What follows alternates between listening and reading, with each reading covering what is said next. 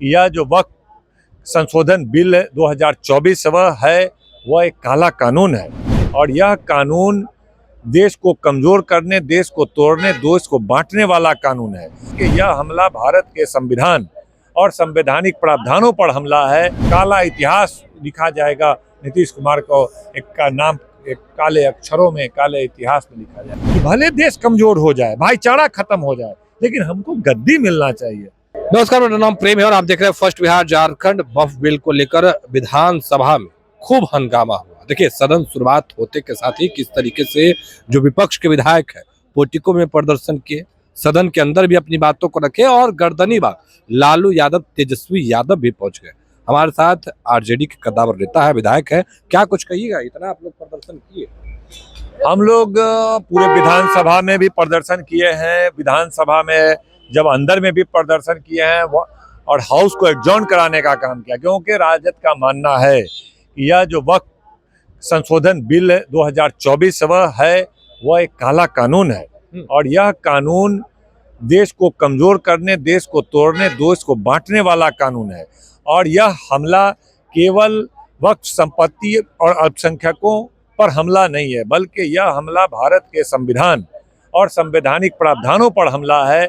समानता के जो अधिकार है उस पर हमला है, धार्मिक स्वतंत्रता का जो अधिकार है उस पर हमला है और मूल रूप से यह भारत के पूरी तरह से आपस में लड़ाने, बांटने, तोड़ने और आग लगाने वाला एक काला कानून है। इसलिए हम लोग इसकी मुखालफत करते हैं, विरोध करते हैं और हम लोगों ने विधानसभा में भी लाया कि भाई नीतीश कुमार जी, आप अपने आप को सेकुलर नेता कहते हैं, आप अपने आप को समाजवादी नेता कहते हैं, आज एक काला कानून बन रहा है। आज इतने लोग त्राहिमाम कर रहा है, पूरे दिल्ली में आंदोलन चल रहा है, आप बेनकाब हो रहे हैं। आप जो चोला ओढ़े हुए थे कि हम धर्मनिरपेक्ष हैं, हम समाजवादी हैं, इसलिए विधानसभा से पारित करके भेजिए कि यह काला कानून को नहीं लाया जाना चाहिए। तो हम लोग विधानसभा में पुरजोर विरोध किया, मुख्यमंत्री जी से बात किया, मुख्यमंत्री जी को हम लोगों ने टोका और खूब विरोध में नारा दिया। बात किया, क्या बोले मुख्यमंत्री जी? समझ नहीं पाए रहे हैं या जानबूझकर वो भाजपा के साथ हो गए, कुर्सी के साथ हो गए, क्या स्थिति है ये तो वही स्पष्ट रूप से बताएंगे। नीतीश कुमार हाँ, लगातार निश्चित रूप से हम लोग खुलकर उनके सामने में बात किए। यह काला कानून है। आप अपने आप को धर्मनिरपेक्ष कहते हो, अपने आप को आप सेकुलर कहते हो, समाजवादी कहते हो और आज एक काला कानून लाया जा रहा है, एक सांप्रदायिक कानून लाया जा रहा है और आप अभी तक एक शब्द नहीं बोल रहे हैं। तो ये सब बातें आई है और अगर ये कानून बन गया और ये कानून पास हो गया तो देश में एक काला इतिहास लिखा जाएगा। नीतीश कुमार को एक का नाम एक काले अक्षरों में, काले इतिहास में लिखा जाएगा। शाहीन जी, आप लोग काले अक्षरों में लिखने की बात कर रहे हैं, पर प्रधानमंत्री नरेंद्र मोदी मुसलमानों को सौगात देने की बात कर रहे हैं। सौगात क्या देंगे? किसी का आंख छीन लीजिए और कहिए कि हम चश्मा देंगे। किसी का आंख छीन लीजिए, फोड़ दीजिए और कहिए कि हम चश्मा देंगे। तो वो तो ये ऐसा वक्फ अमेंडमेंट बिल लाए हैं जिससे पूरा सब धर्म का अपना एक संपत्ति होता है। न्यास बोर्ड में मंदिरों के लिए संपत्ति होता है, वक्फ बोर्ड में मस्जिद कब्रिस्तान की संपत्ति होती है, हर चीज़ों में होता है एक संपत्ति। उसकी देख रेख उसी जाति स्वजातीय लोग करते हैं, उसी धर्म के लोग करते हैं, उस पर इनका बुरा निगाह है। सारा चीज़ तो अडानी अंबानी से बेच दिया, रेल बेच दिया, सेल बेच दिया, हवाई अड्डा बेच दिया, रोड बेच दिया, बिजली बेच दिया, सारा चीज़ बेच दिया।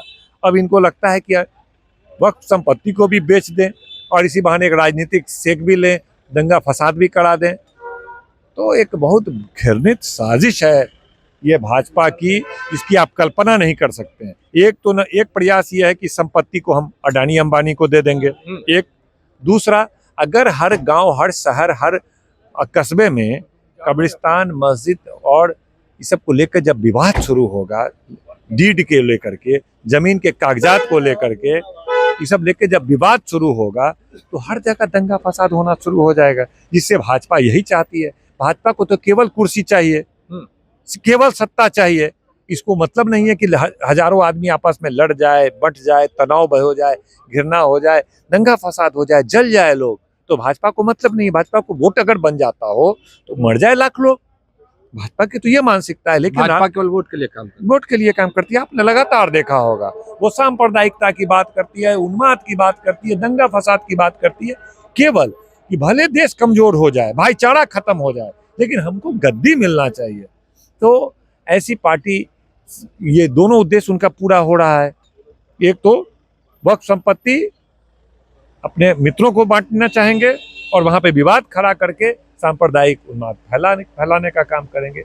ये सब इसी नीतीश कुमार को समझना चाहिए। सदन में तो आप लोगों ने अपनी बातों को रखा, क्या अब आगे आगे क्या कीजिएगा? नीतीश कुमार को और चिराग पासवान को, मांझी जी को, चंद्रबाबू नायडू को, अजीत पवार जैसे लोग जो अपने आप को सेकुलर और धर्मनिरपेक्ष छवि बनाने की कोशिश किए, आज ये लोग बेनकाब हो रहे हैं। और वक्त बताएगा ये लोग क्या करते हैं और अवाम भी बताएगी इनके साथ क्या किया जाना चाहिए। चलिए, क्या कुछ कहते हैं, अपने तमाम बयानों को सुनाए। देखिए वक्फ बिल को लेकर किस तरीके से जो विपक्ष के नेता है लगातार हंगामा कर रहे हैं, गर्दनी बाग भी किस तरीके से पहुंचे थे, तमाम तस्वीर हम आपको फर्स्ट बिहार के माध्यम से अपडेट कर रहे हैं। फिलहाल के लिए इतना ही, आप बने रहे फर्स्ट बिहार झारखंड के साथ। धन्यवाद। पनोरमा ग्रुप, जो सोचता है वो करता है, आपके अपने सपनों का आशियाना। ये लो मुंह मीठा करो, आज मैंने अपना जॉब छोड़ दिया, अब हम पूर्णिया वापस जाएंगे। जॉब छोड़ दिया है? मतलब ये घर कैसे चलेगा? हम करेंगे क्या? और माँ बाबूजी क्या बोलेंगे? इसलिए मैं एक और मिठाई का डब्बा लाया, अपने बिजनेस के लिए लोन अप्रूव हो गया।